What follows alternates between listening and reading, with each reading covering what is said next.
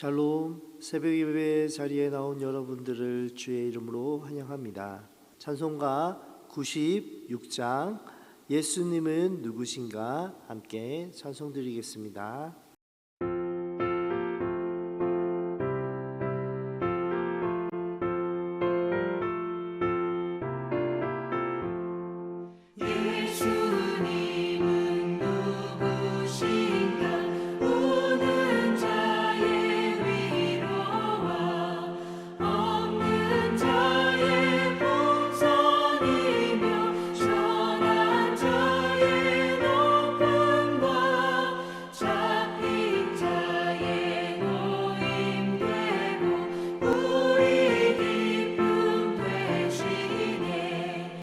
이 시간 함께 나눌 말씀은 고린도 후서 1장 1절로 11절까지의 말씀입니다.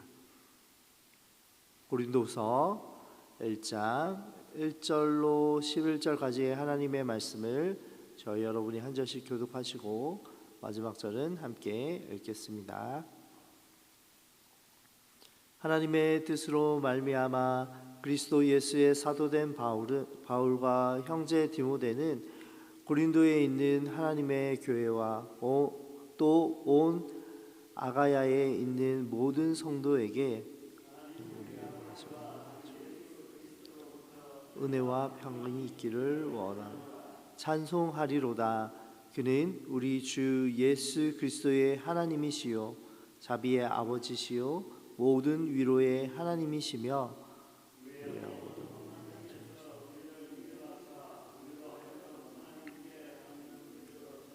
모든 환난 중에 있는 자들을 능히 위로하게 하시는 이시로다. 그리스도의 고난이 우리에게 넘친 것 같이 우리가 받는 위로도 그리스도로 말미암아 넘치는 도다.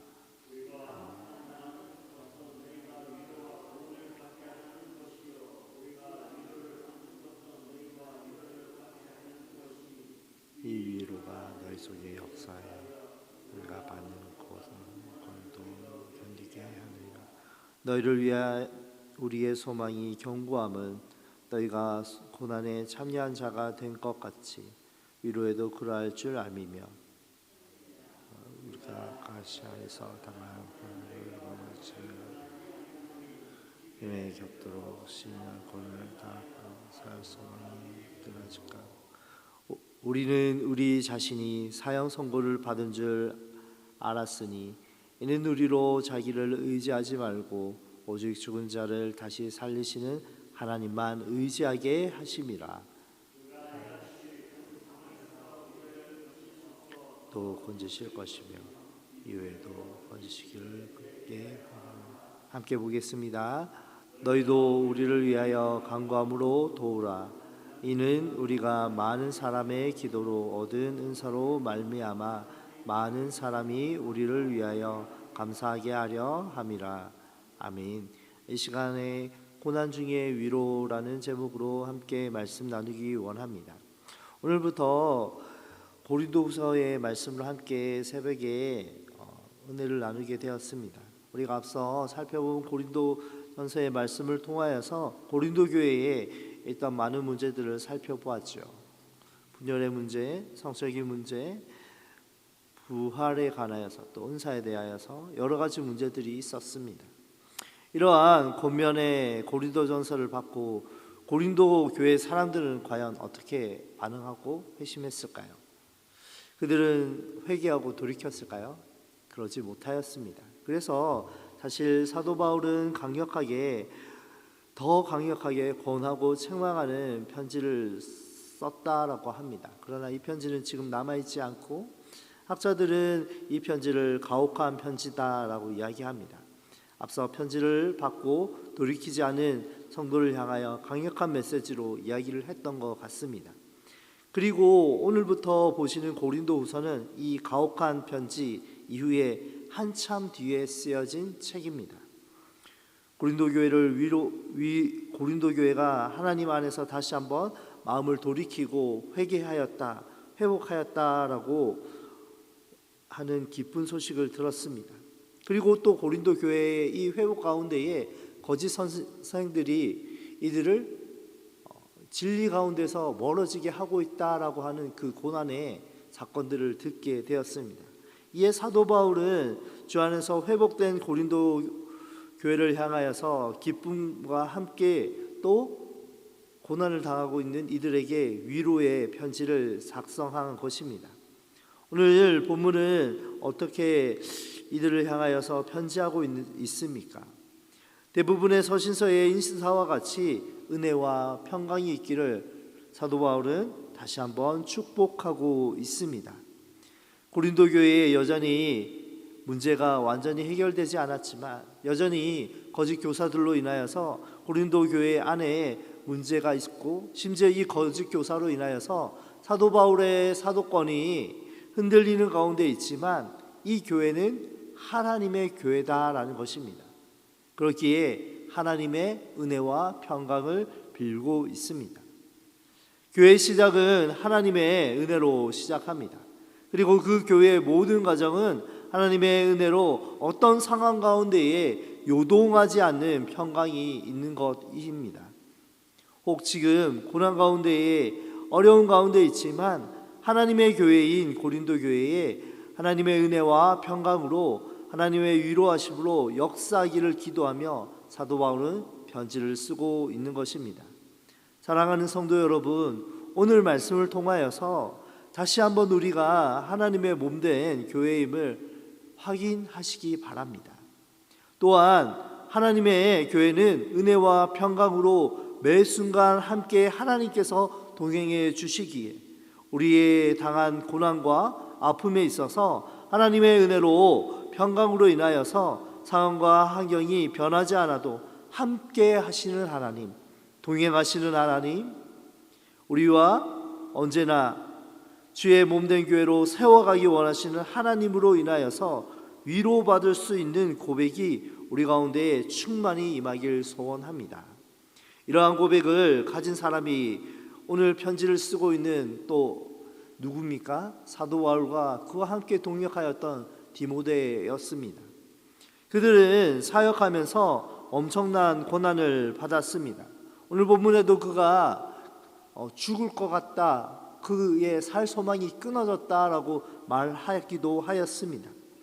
그리고 그러한 어려운 가운데에 하나님께 나아갈 때에 하나님의 은혜와 평강을 통하여 위로를 받았습니다. 이것은 우리의 삶의 중요한 좌표가 됩니다.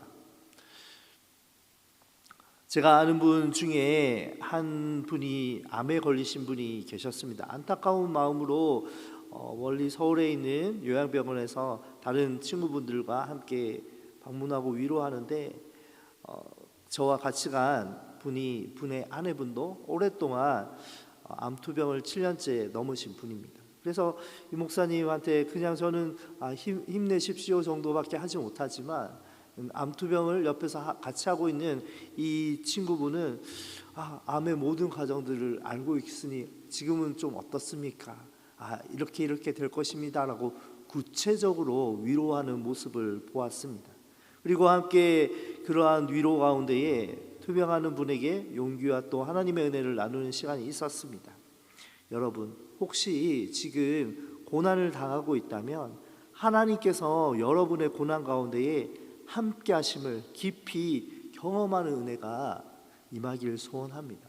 고난 가운데에 있다고 주저하고 넘어져 있지 마시고 그 넘어진 가운데에 하나님께서 여전히 은혜와 평강으로 우리를 붙드십니다.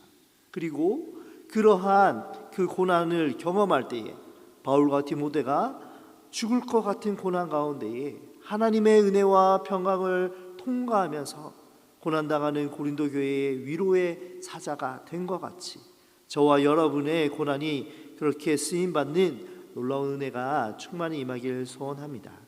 그렇다면 오늘 어떻게 살아야겠습니까? 우리에게 이미 주신 하나님의 은혜와 평강을 충만히 누리는 것은 바로 이 자리에서 우리의 삶을 하나님께 다시 기도로 맡겨드릴 때에 시작되는 줄 믿습니다. 우리가 주목하는 것은 10절과 11절 말씀에 큰 사망에서 우리를 건지셨고 또 건지실 것이며 이후에 건지실 예수님께 바라는 바울의 모습입니다.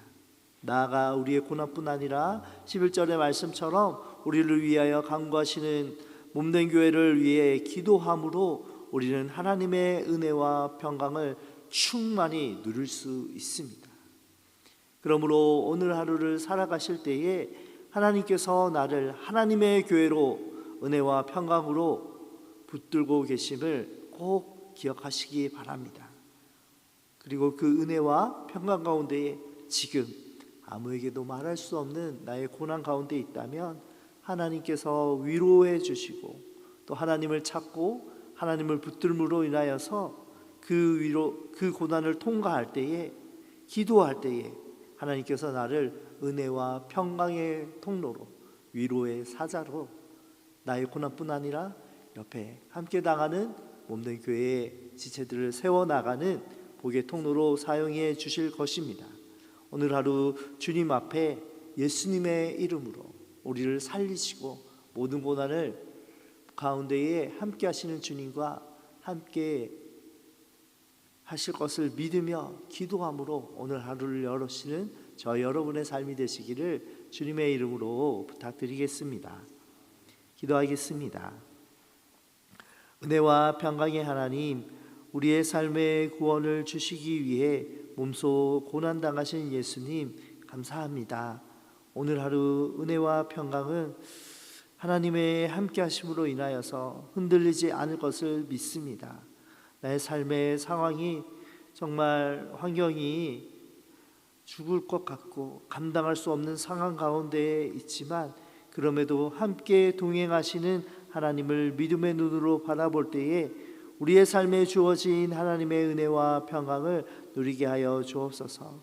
하나님의 위로하심으로 인하여, 하나님의 함께 하심으로 인하여 고난 중에도 담대히 하나님만 붙들게 하여 주시고 몸된 교회를 위하여 예수님의 이름으로 기도하는 복의 통로로 우리의 삶을 사용하여 주옵소서. 우리에게 넘치는 위로를 주시며 평강과 또 은혜를 더하시는 주님을 찬양하며 예수님의 이름으로 기도합니다. 아멘.